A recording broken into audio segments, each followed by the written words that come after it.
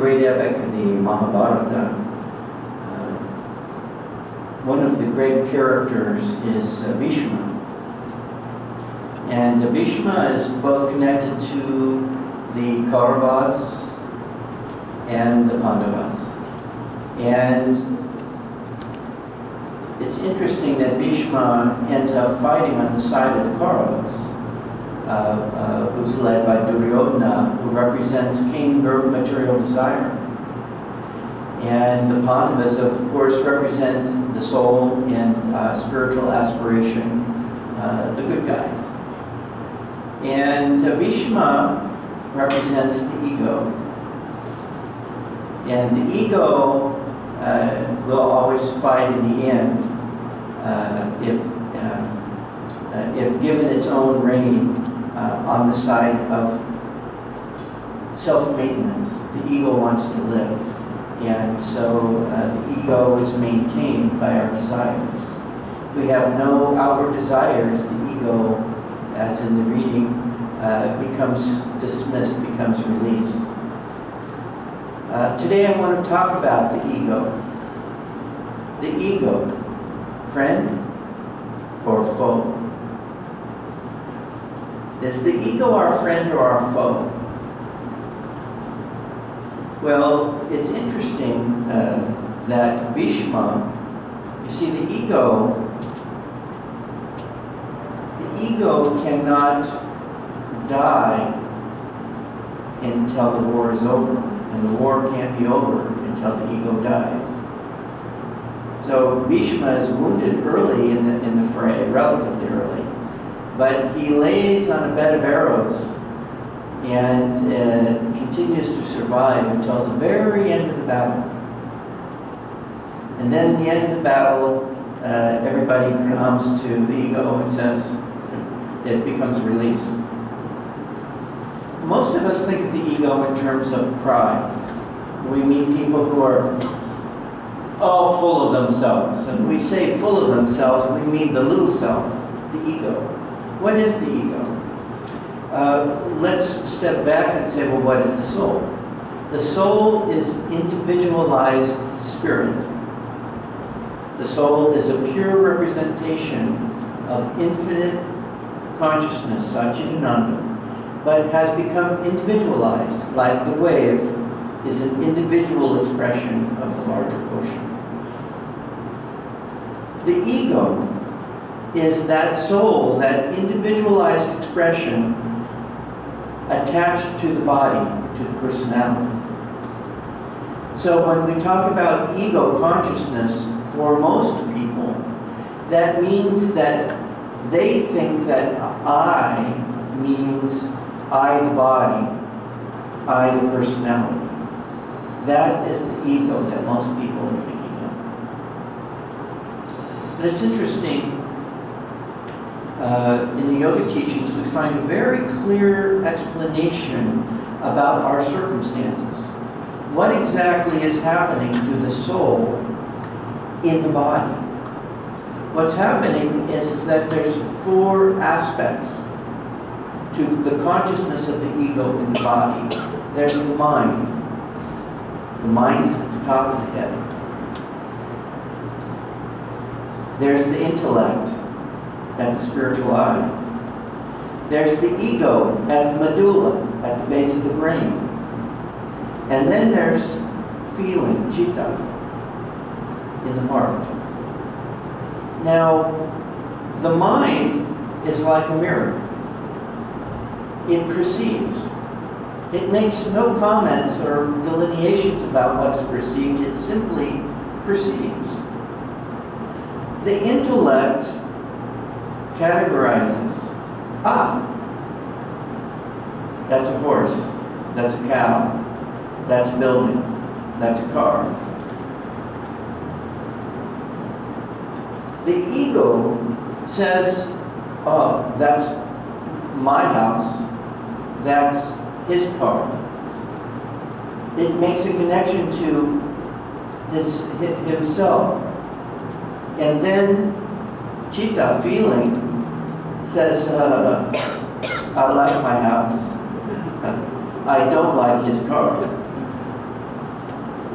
our feelings about life. You see, to perceive something is to be not attached to it. To categorize it is not binding in any way. Even to recognize that, yes, I'm responsible for this form, is not in itself binding. But when we become attached to our feelings about things, and again, it's not just an issue of, it's not that we're not allowed to have feelings, but we don't want to have attachments to those feelings. And we want to recognize that those feelings guide our attachment to self. So Kriyanandaji often talked about all of the self-identifications that we have that cause us to think that I am this person, and I like these things, and I don't like those things. I have these talents. I have those preferences, and all of these things. I'm a plumber. I'm a doctor. I'm a whatever I might be. I'm this tall. I weigh this much. Whatever it might be. All of these identifications that we have. And we think that I am this. All of these identifications. Well, if that were the case, we wouldn't be here today. We wouldn't be having this discussion. All of us have recognized to some degree that living with that consciousness doesn't lead to happiness. When we live bound by those limitations, we will never achieve true happiness. We can only have ups and downs, pleasures and pains, good days and bad days. We can sometimes enjoy the things that we prefer, but often as not, we'll be faced with the things that we don't prefer. And for many people, for most people, when they experience that which they don't prefer, they experience a lack of happiness. They do not experience a sense of well-being. And in fact, as long as we live identified to the senses and to the body, we can never experience true happiness. You see, most people think that happiness is quote-unquote whatever is fun to you, whatever you enjoy to do. If you're doing something that you enjoy, that enjoyment is equated as happiness. But that happiness is a false stimulation that always leads, every time it goes up into its, I'm liking this, it goes into a down, I'm not liking this. If at minimum, it leads to boredom. Overstimulation of the senses leads to moodiness. But one of the most common ways that people experience this up and down is anger, anxiety, depression. Because when we don't get what we want, we become agitated. It may become angry, but in any case, we don't become passively not happy, we become actively unhappy. We become energized in a way that leads to a circle of unpleasantness. And so then many people seek to alleviate that through distraction. Says, well, I'm not happy, I'm going to indulge. And oh, that didn't work, I'm going to indulge again, indulge again, indulge again. And look at the lives of the rich who have the wherewithal financially to indulge in whatever they want. Are they as a group happy? No, they're not.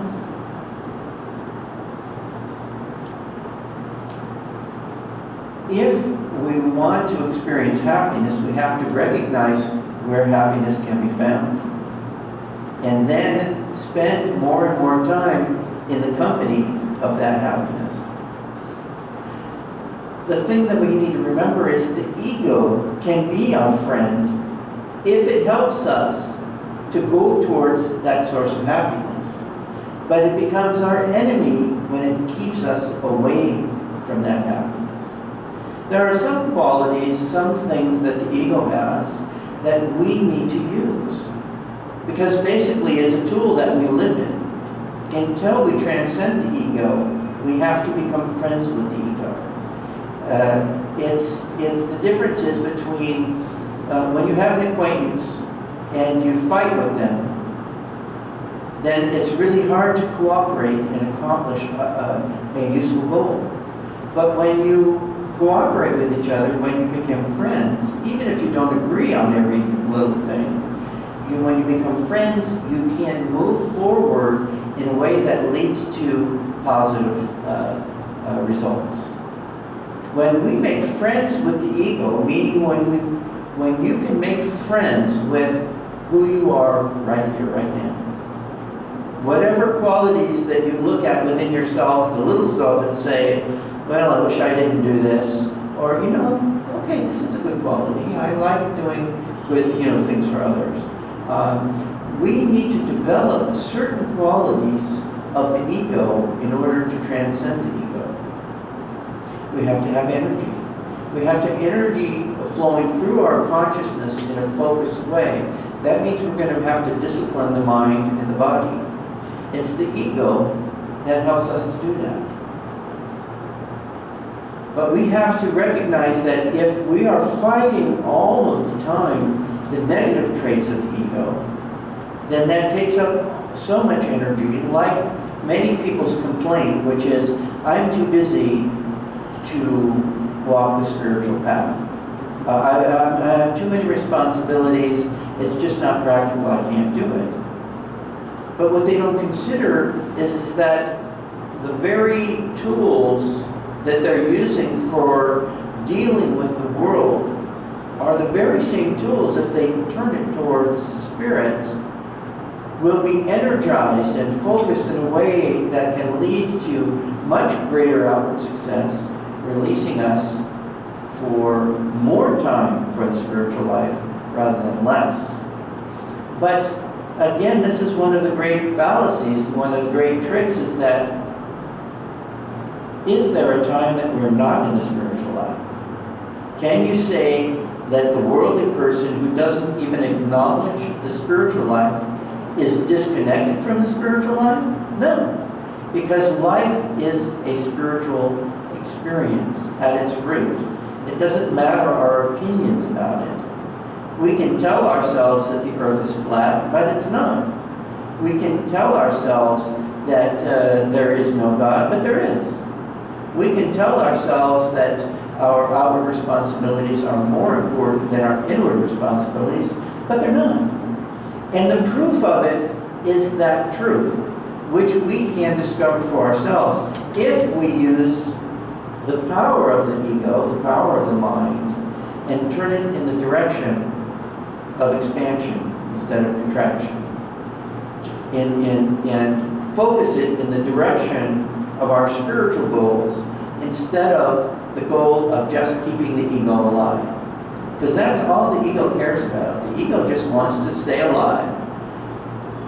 It's interesting, somebody praised Yogananda once and said that they were so inspired by his humility. And he said, how can there be humility when there is no consciousness of self? What the self he was talking about was the ego. He also said, I killed Yogananda long ago. No one dwells in this temple now but God. Those statements are the same statement in a different ways. It's that when we no longer identify with the little self, the ego, but the true self, the infinite self, infinite spirit, then we are free. Then we are able to be in this world without the ups and downs of karma that most people experience, like in the reading. When a free soul acts, there is no karmic repercussion for them. because they're acting without ego. Kriyanandaji told about a story about meeting Yogi Ramya. And Yogi Ramya was, Yoganandaji met him and said of this great soul that he was free. He was a free soul. And Kriyanandaji had the opportunity to meet him and spend a number of days with him and converse with him, and said at one point, "Sir, you have so much to offer the world, yet you're here, in this small ashram with only a few disciples." And Yogi Ramya looked at Sri Brahma Yogi looked at him and said, "God has done what He wants with this body. God has done what He wants with this body. This is what we're turning towards. When we want to use the ego for transcendence, we have to go past the ego to that state whereby we are so identified with spirit that the only thing that happens through this form is what God wants." What does God want? God wants us to creatively manifest the love and joy and peace of spirit as we have been assigned to in this world. We have been given something to do in this world. The most important job that we are given is to seek God, to come home to spirit, to use every life experience to turn it towards greater connection to God. Once a soul has achieved union with God, if they come back, then they act only for some larger purpose of uplifting mankind. We don't always know exactly the details of that, but their only purpose in being on this planet is for the upliftment of the planet, whether everyone recognizes it or not. So this transcendence of the ego is what we're seeking, so that we become fully identified with infinite spirit. So when somebody says to you, "How are you doing?" you might say, "Well, which you are you talking about? Infinite spirit or the little guy?" And the more we identify with infinite spirit, the only answer to that question is, "Oh, I'm good. I'm fine. I'm in bliss." It's only when we're in the ego that we're going to go, "Oh, I'm not having such a good day," or "I'm okay," or "I'm doing well." And this is a key to understanding how we can utilize the ego in order to benefit our perception of spirit, is always turn the application of your perception in a positive direction. No matter what happens in life, remember, every experience that we have in life, whether it be a positive or negative energy, has been given to us as an opportunity to grow our spirit. So if it's something that we enjoy, it's easy to say, I'm going to enjoy with the joy of spirit. Yes, that's good. That's better than enjoying it with ego pleasure. Because when you have ego consciousness, then you have, after your enjoyment, then you have a letdown, an emotional letdown. And you might experience attachment. "Oh, you mean there's no more? I want more." You don't want to let it go. And then now you've lost your peace because you're in desire. When we react to negative experiences, meaning things that we don't prefer, when, in this case, I'll describe a negative experience as something that we don't want. We don't want to be in a car accident. We don't want someone to yell at us or disagree with us. We want others to be open to our ideas. We want the products that we go to the store to purchase, we want them to be on the shelf. When we get to the petrol station, we don't want the line to be too long. When we're at work, we want the promotion. And we don't want that fellow over there to claim that they did the work that we did. But in each of those cases, in the end, it becomes a positive or a negative experience determined by how we react to it. If somebody steals our work, the ego says, "Oh, how dare you?" and proceeds to get revenge or stand up and claim that this is an injustice. But the soul says, let him have his 5 minutes of fame. God knows who did what. And in the end, who really did what? God did it. So even if I did it, the little I thinks it did it. The little I does nothing. The little I is only powered by God's doing. The thing is that we can't always say that God has done what He wants with this body, because we're busy saying, God is doing what I want with this body. So when we have these experiences, we have this car accident, we say, well, what does God want to do with this car accident? Not what I want to not have experienced it. I want to be angry at the driver who ran into my car, or I want to be angry with myself for losing my attention. But I want to be angry, I'm upset. But God doesn't want to be angry and upset. Clearly, God wanted to have the experience because it happened. God wants to be happy in all circumstances. That's God's nature. So we have to learn to be even-minded. Priyanandaji was in a car accident on his way to the ski slopes. And the car skidded into a bus. The bus was hardly even dented, but the car was undrivable. So what did he do? Did he get all upset and complain? No, he got on the bus and rode the rest of the way to the ski slopes. And the people on the bus said, well, why aren't you upset? He said, well, I'm going to be happy in a few days. Why should I wait? Why should I wait? Why should I live in that kind of reaction? This can be very subtle. When we have interactions with people and we don't like the way they're treating us, we can come up with all kinds of things that we think in order to justify our agitation. This is an injustice. The truth is that when we react to life with our emotions, with our ego emotions, with those feelings that cause attachment, that cause anything that binds us and separates us from peace and well-being, then we're living in the ego. Don't feel bad about it. Don't say, well, I want to be egotistical. Look, if we weren't egotistical, we wouldn't be here. But recognize that the ego is our identification with these limitations, not the limitations themselves. It's what we've decided, how we've decided to react to our circumstance right here, right now. So the key is to react the way God wants us to react.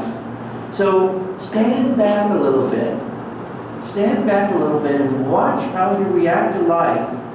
And recognize when life is pushing your button and tempting you to react in the little self instead of the big self. One of Priyanandaji's books, Nayaswami Vijay, he discusses this subject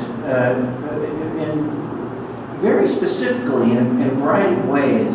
I recommend that even though he's talking about outward renunciation, there are qualities that every devotee needs. We all need to understand, to recognize how we are reacting, how we are letting our ego awareness, our identification with the little self, control our reactions, and thus affect our peace in all the little circumstances that we experience during the day. So this is very common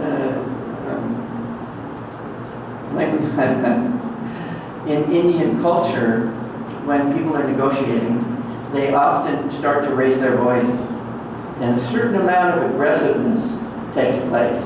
So they're both there, oh, hi, hello, you know, all of the niceties. But then, after they've negotiated, then they relax and they're friends again. This is not a beneficial way to relate to negotiations, because it takes into the ego. It takes into my desire for what I want is stronger than your desire for what you want. And it's like two bulls, they lock horns and wrestle for a while. This is unnecessary, though it's quite common. And it's an example of ways in which we all, American culture has its own forms of the same things, where in America they say, well, it's just business. I can be as rude as I want if it's not personal, it's just business. That is ridiculous. That is an outright falseness. It's a lie. It just simply isn't true. Every time we put out negative energy, we have bound ourselves to the wheel of karma. Birth, life, death, rebirth. And that cycle will never end until we free ourselves from that kind of thinking. Yoganandaji said that environment is stronger than willpower. That means whatever environment you live in, it's much harder. It's more likely that it's going to control you than you're going to control it. So you have to spend as much time as you can in an environment that supports your spiritual aspirations. And then when you go into the enemy territory, like the workplace, then you have to bring your weapons with you. Your weapons of inner strength. Your weapons of remembrance of God. Your weapons of, keep one of the little books with you. Any one of Metaphysical Meditations, Whispers from Eternity, any one of them. And Swamiji has all the secrets books, all these little books. Just look in the book and read them. Whenever you feel tempted to go into to be polluted by the environment, read the little book. Listen to Swamiji's music. It will save your spiritual life. It has so many tools. These are weapons against ego consciousness. And they simultaneously envelop us in that flow of energy that is going towards spirit. This is where we want to live. And when we're living, even through the ego, you see, when Yogananda said, I killed Yogananda long ago, he didn't mean that he no longer had any personality. He just meant that personality had no control over him. He still acted like Yogananda. He didn't act like some other person. That personality was a form of ego. But his soul wasn't identified to that ego. It wasn't bound by it. It just controlled it in order to manifest in this world. This is what we're trying to get to. We want to fulfill whatever God has given us, whatever God wants us to do in this life, we have to fulfill it. But while we're doing that, we want to identify more and more with infinite spirit. So make friends with the little self. But remember, the soul needs to be identified with spirit. The soul must be the boss of the ego.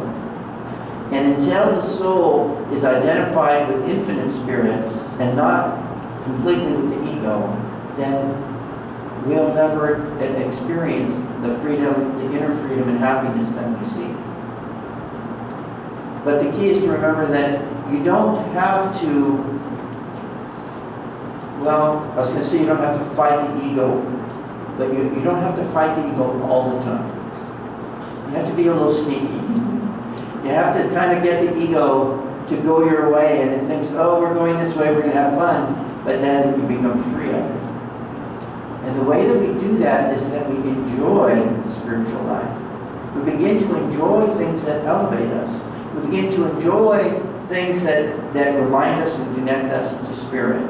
And in that enjoying with the joy of God, we free ourselves from creating feelings that bind us to the little self. Of course, meditation and our attunement to the Guru, these two go hand in hand in the spiritual life, because it's in deep meditation and in attunement to the Guru that we begin to be magnetized. And the power, you see, you think that you're going to work, that's a negative environment. But you don't have to go to work in going to work consciousness. Go to work in I'm with the Guru consciousness, and now your environment is the Guru. So now, even though you're doing your job, you're thinking, Om Guru, Om Guru, Om Guru, Om. And now, what environment are you in? You're in keeping company with God, the Gurus, instead of keeping company with restless, oh, I hate this job. A lot of people live that way every day. I can't stand this job.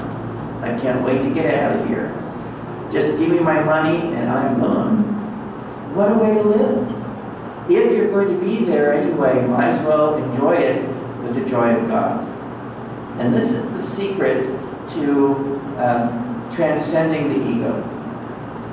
Is to you just leave it behind. When you finish the war, it's gone, because you have identified yourself with infinite spirit, and that is the way to go.